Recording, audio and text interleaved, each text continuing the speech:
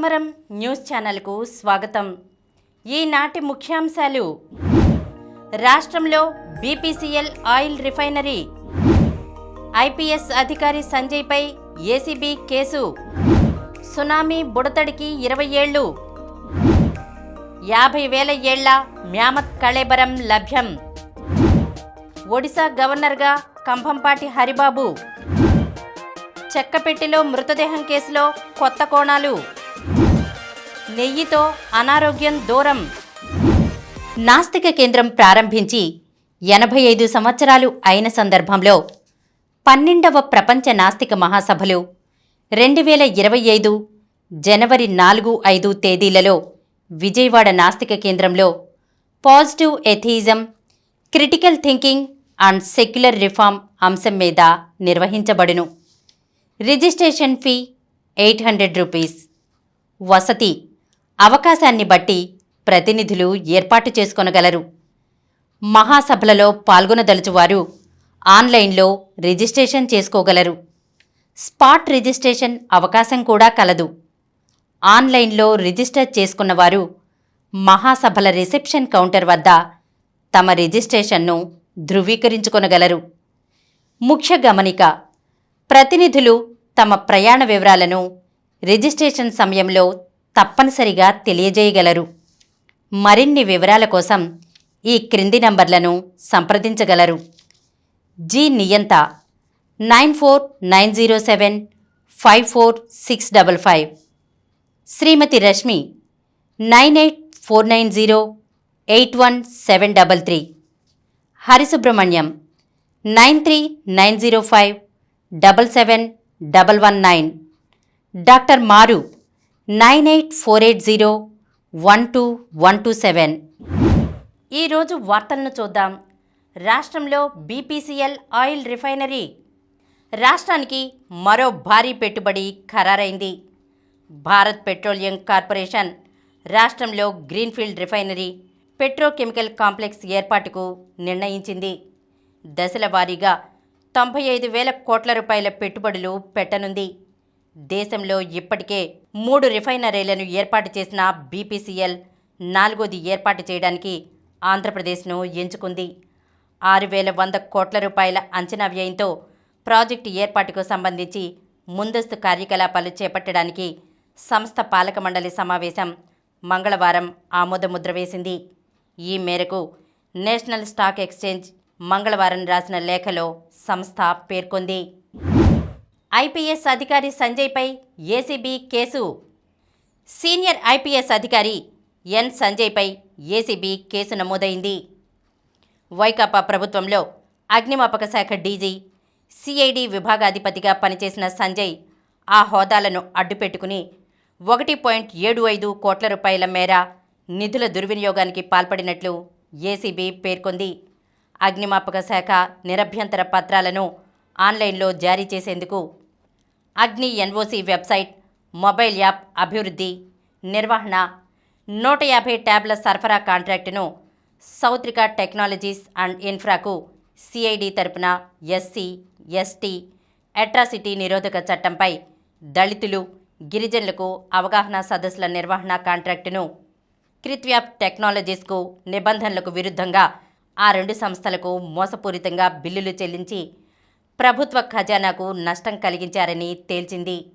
అవినీతి నిరోధక చట్టంలోని section 13(1)(a), read with 13(2), section 7తో పాటు ఐపీసీలోని 409 నేరపూరిత విశ్వాసఘాతకం, 420 మోసం, 477(a) falsification of accounts, 120(b) నేరపూరిత కుట్ర సెక్షన్ల కింద అభియోగాలు మోపింది. సంజయ్ను A1గా, సౌత్రిక టెక్నాలజీస్ అండ్ ఇన్ఫ్రా ప్రైవేట్ లిమిటెడ్ను A2గా, క్రిత్వ్యాప్ టెక్నాలజీస్ ప్రైవేట్ లిమిటెడ్ను A3గా చేర్చింది. వీరితో పాటు మరికొందరిని నిందితులుగా పేర్కొంది. దర్యాప్తులోని అంశాల ఆధారంగా మరికొందరిని నిందితులుగా చేర్చనుంది. సునామీ బుడతడికి 20 ఏళ్లు. సరిగ్గా 20 ఏళ్ల క్రితం, అంటే 2004 డిసెంబర్ 26న వచ్చిన సునామీ 35,000 మంది శ్రీలంక వాసుల్ని పొట్టన పెట్టుకుంది. విషాద గాథలకు తెరతీసింది కూడా. వాటిల్లో పశ్చిమ శ్రీలంకకు చెందిన మురుగు పిళ్ళై జైరస కుటుంబానికి సుఖాంతమైన భావోద్వేగపూరిత గాథ. సముద్రపు అలల్లో మురుగు పిళ్ళై తల్లి, భార్య, 2 నెలల కుమారుడు కొట్టుకుపోయారు. మురుగు పిళ్ళై తన కుటుంబం కోసం తీవ్రంగా గాలించాడు. తల్లి, భార్య అయితే చిక్కారు, కానీ కుమారుడి జాడలేదు. అయినా నిరాశ చెందని ఆ తండ్రి తన వెతుకులాటను కొనసాగించి తన బిడ్డను ఆసుపత్రిలో కనుగొన్నాడు. ఆసుపత్రి అధికారులు బేబీ 81 అని నామకరణం చేశారు. కోరిన వెంటనే బాబును అతని తండ్రికి అప్పగించలేదు. కారణం, అప్పటికే 9 మంది తమ పిల్లవాడని ముందుకు రావడంతో వ్యవహారం కోర్టు దాకా వెళ్ళింది. వాద ప్రతివాదాలు సుదీర్ఘంగా సాగాయి. అంతిమంగా DNA పరీక్ష ద్వారా బాలుడి తల్లిదండ్రుల్ని నిర్ధారించాలని కోర్టు ఆదేశించింది. మురుగు పిళ్ళై జైరస తప్ప మిగిలిన వారెవరూ DNA పరీక్షకు హాజరు కాలేదు. ఎట్టకేలకు బేబీ 81 కన్నవారి ఒడిని చేరాడు. జైరస అభిలాష్గా 20 ఏళ్ల ప్రాయానికి చేరిన నాటి బేబీ 81 కథ అంతర్జాతీయ మీడియా దృష్టిని ఆకర్షించి ప్రపంచవ్యాప్తంగా సంచలనం సృష్టించింది. 50,000 ఏళ్ల మ్యామత్ కళేబరం లభ్యం. వేల సంవత్సరాల క్రితం అంతరించిపోయిన ఏనుగులాంటి జీవజాతి మ్యామత్ శరీరంపై ఉన్నిలాంటి కేశాలతో, భారీ దంతాలతో కూడిన గజ సదృశమైన భారీ శరీర నిర్మాణంతో భూమిపై సంచరించిన ఈ జీవజాతి పురాతన జీవశకలాల్లో జ్ఞాపకంగా మాత్రమే మిగిలి ఉంది. ఆంగ్లంలో మ్యామత్ అనే మాటకు అతి భారీ అని అర్థం. మ్యామత్ జాతికి చెందిన పిల్ల ఏనుగు కళేబరం ఒకటి రష్యాలోని సైబీరియా ప్రాంతంలో లభ్యమైంది. దాదాపు 50,000 సంవత్సరాల క్రితం మంచులో కప్పబడిపోయిన ఈ పిల్ల మ్యామత్ 100 కిలోలకు పైగా బరువు, 120 సెంటీమీటర్ల ఎత్తు, 200 సెంటీమీటర్ల పొడవు కలిగి ఉంది. శాస్త్రజ్ఞులు దీనికి యానా అని నామకరణం చేశారు. ఏడాది వయసు ఉండగా ఇది మరణించిందని అంచనా. భూమి లోపలి పొరల్లో బతగైక అనే లోయలో ఈ మ్యామత్ మృతదేహం లభించింది. తమకు లభించిన ఈ జీవ అవశేషం మ్యామత్లు ఎలా జీవించాయి, పరిసర వాతావరణానికి ఎలా అలవాటు పడ్డాయి వంటి అనేక ఆసక్తికర విషయాలు తెలుసుకోవడానికి ఉపకరిస్తుందని శాస్త్రవేత్తలు అంటున్నారు. ఒడిశా గవర్నర్గా కంభంపాటి హరిబాబు. మిజోరాం గవర్నర్గా ఉన్న ఆంధ్రప్రదేశ్కు చెందిన కంభంపాటి హరిబాబును ఒడిశా గవర్నర్గా కేంద్ర ప్రభుత్వం నియమించింది. ఆయన స్థానంలో కేంద్ర మాజీ మంత్రి జనరల్ వికే సింగ్ మిజోరం గవర్నర్గా బాధ్యతలు స్వీకరించనున్నారు. కేంద్ర ప్రభుత్వం మొత్తం 5 రాష్ట్రాలకు నూతన గవర్నర్లను నియమించింది. 3 ఒక రాష్ట్రం నుంచి మరో చోటుకు బదిలీ చేయగా 2 కొత్తగా నియమించింది. ఈ మేరకు రాష్ట్రపతి కార్యాలయం మంగళవారం రాత్రి పత్రికా ప్రకటన విడుదల చేసింది. జనరల్ వికే సింగ్ 2014, 2019 లోక్సభ ఎన్నికల్లో గెలిచి కేంద్ర మంత్రిగా పనిచేశారు. 2024 ఎన్నికల్లో భాజపా నాయకత్వం ఆయనకు టికెట్ ఇవ్వలేదు. అందుకు బదులుగా ఇప్పుడు గవర్నర్ బాధ్యతలు కట్టబెట్టింది. మరోవైపు ప్రస్తుతం ఒడిశా గవర్నర్గా ఉన్న రఘుబర్ దాస్ రాజీనామా చేశారు. చెక్కపెట్టిలో మృతదేహం కేసులో కొత్త కోణాలు. పశ్చిమ గోదావరి జిల్లా ఎండగండి గ్రామంలోని తులసి అనే మహిళ ఇంటికి చెక్కపెట్టిలో శవాన్ని పంపిన కేసులో క్రమంగా చిక్కుముడులు వీడుతున్నాయి. ఆ మృతదేహం కాళ్ల గ్రామానికి చెందిన బర్రె పర్లయ్యదేనని స్థానికులు గుర్తించారు. నిందితుడిగా భావిస్తున్న తులసి సోదరి భర్త తిరుమాని శ్రీధర్ వర్మ పోలీసులకు చిక్కగా అతన్ని రహస్యంగా విచారిస్తున్నట్లు తెలిసింది. పర్లయ్య సొంత గ్రామమైన కాళ్ల గ్రామం గాంధీనగరంలోనే నిందితుడు శ్రీధర్ వర్మ కూడా ఉంటున్నట్లు నిర్ధారించారు. గ్రామంలో వివాదరహితుడిగా కలుపుగోలుగా ఉండే తమలో ఒకరైన పర్లయ్యను హత్య చేయడాన్ని గ్రామస్తులు జీర్ణించుకోలేకపోతున్నారు. అమాయకుడిని అన్యాయంగా చంపేశాడని ఆక్రోశం వ్యక్తం చేస్తున్నారు. శ్రీధర్ వర్మ ఇంట్లో అనుమానాస్పద రీతిలో చేతబడి చేసే సామాగ్రి, పుస్తకాలు, మరో పెట్టె దొరకడంతో వాటిని ఎవరి కోసం సిద్ధం చేసి ఉంచాడనే ప్రశ్నలు వ్యక్తమవుతున్నాయి. అసలు అతడు చేసే వృత్తి ఏంటి? ఆదాయం ఎలా వస్తుంది? గంజాయి ముఠాలతో ఏమైనా సంబంధాలున్నాయా? తదితర విషయాలపై పోలీసులు కూబీలాగుతున్నట్లు తెలిసింది.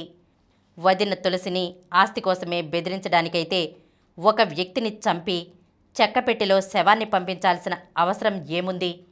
ఆ కుటుంబంతో ఎటువంటి సంబంధం లేని పర్లయ్యను ఎందుకు హత్య చేశాడు? తదితర అంశాలపై కూబీ లాగుతున్నట్లు తెలిసింది. పోలీసులు అడిగిన ప్రశ్నలకు అతడు దాటవేత ధోరణిలో సమాధానాలు ఇస్తున్నట్లు తెలుస్తోంది. ఇన్ని రోజులైనా కేసు కొలిక్కి రాకపోవడం పలు అనుమానాలకు తావిస్తోంది. అతడికి సహకరించిన మహిళ ఎవరు? అతడు వాడిన కారు ఎవరిది అనేది కూడా ఇంతవరకు తేలలేదు. ఆ కారుకు ఉన్న నంబర్ గురించి ఆరా తీయగా అది బైక్కు సంబంధించిందిగా తేలినట్లు సమాచారం. నెయ్యితో అనారోగ్యం దూరం. చలికాలంలో ఎదురయ్యే అనారోగ్య సమస్యలను నివారించడంలో నెయ్యి ప్రధాన పాత్ర పోషిస్తోంది. శీతాకాలంలో తరచూ జలుబు, దగ్గు, పొడి చర్మం, కీళ్ల నొప్పులు బాధిస్తుంటాయి. వీటి నుంచి ఉపశమనం పొందడానికి నెయ్యి చాలా ఉపయోగపడుతుంది. ఒక చిన్న గిన్నెలో 2 చెంచాల నెయ్యిని వేసి వేడి చెయ్యాలి. ఇందులో చిటికెడు మిరియాల పొడి లేదా చిటికెడు పసుపు వేసి బాగా కలపాలి. ఈ మిశ్రమాన్ని రోజుకు 2 సార్లు తినడం వల్ల గొంతు గరగర, దగ్గు లాంటివి తగ్గుతాయి. రాత్రి పడుకునే ముందు పాదాలను, అరికాళ్లను గోరువెచ్చని నెయ్యితో మర్దనా చేయాలి. దీనివల్ల మెదడు నుంచి పాదాల వరకు రక్త ప్రసరణ జరిగి మంచి నిద్ర పడుతుంది. అలాగే 1 గ్లాసు గోరువెచ్చని పాలలో 1 చెంచా నెయ్యి, చిటికెడు జాజికాయ పొడి కలుపుకుని తాగినా మంచి ఫలితం కలుగుతుంది. అలసట తీరి శరీరం విశ్రాంతి పొందుతుంది. కాలేయం కూడా ఆరోగ్యంగా ఉంటుంది. నెయ్యిలో ఆరోగ్యకరమైన కొవ్వు పదార్థాలు, యాంటీ ఆక్సిడెంట్లు, ఇతర పోషకాలు పుష్కలంగా ఉంటాయి. ఇవి శరీరంలో జీవక్రియలను వేగవంతం చేసి రోగనిరోధక శక్తిని పెంచుతాయి. నిస్సత్తువ, అలసట, నీరసాన్ని తగ్గిస్తాయి. ప్రతిరోజు ఉదయం కాఫీ లేదా టీలో కొద్దిగా నెయ్యి కలుపుకుని తాగితే రోజంతా ఉత్సాహంగా ఉంటుంది. అల్పాహారంలో కూడా రోజు 1 చెంచా నెయ్యిని చేర్చుకుంటే ఎటువంటి వ్యాధులు దరిచేరవు. ఇప్పుడు కొన్ని సంక్షిప్త వార్తలను చూద్దాం. 10వ తరగతి పరీక్ష ఫీజు గడువు పొడిగింపు. 10వ తరగతి పబ్లిక్ పరీక్షలకు తత్కాల్ పథకం కింద ఫీజు గడువును పొడిగిస్తూ ప్రభుత్వ పరీక్షల విభాగం సంచాలకులు కెవి శ్రీనివాసులు రెడ్డి ఉత్తర్వులు జారీ చేశారు. తత్కాల్ కింద 1000 రూపాయల ఫీజుతో ఈ నెల 27 నుంచి జనవరి 10 వరకు అవకాశం కల్పించారు. సైనిక్ పాఠశాలల్లో ప్రవేశాలకు దరఖాస్తుల స్వీకరణ ప్రారంభం. సైనిక్ పాఠశాలల్లో ప్రవేశాలకు ప్రకటన విడుదలైంది.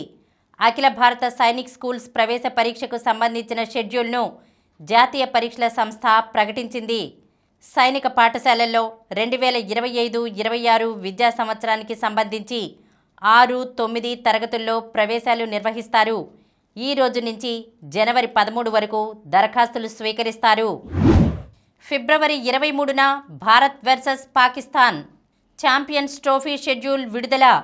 ఎట్టకేలకు champions trophy one day tourney schedule విడుదలయ్యింది. అంతా ఆసక్తిగా ఎదురుచూస్తున్న భారత్ పాకిస్తాన్ మ్యాచ్ ఫిబ్రవరి 23న దుబాయ్లో జరగనుంది. అదరగొట్టిన హర్లీన్ సిరీస్ కైవసం. 2వ వన్డేలో విండీస్పై భారత్ విజయం. వెస్టిండీస్ మహిళలతో 3 వన్డేల సిరీస్ను భారత్ మరో మ్యాచ్ మిగిలి ఉండగానే 2-0తో చేజిక్కించుకుంది.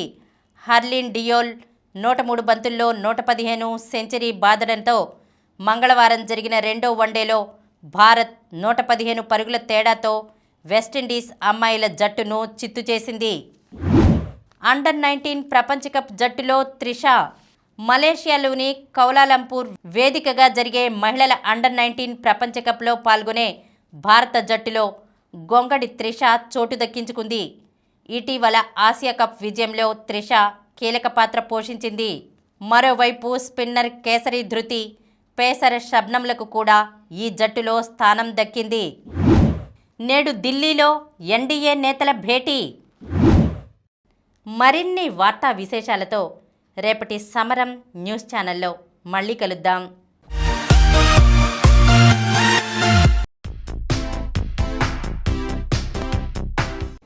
ప్రతిరోజు వార్తా విశేషాల కోసం అనతి కాలంలోనే 20 కోట్ల వ్యూస్ సాధించిన సమరం ఛానల్ సమర్పించు సమరం న్యూస్ ఛానల్కు సబ్స్క్రైబ్ చేయండి, లైక్ చేయండి, మీ ఫ్రెండ్స్కి షేర్ చేయండి.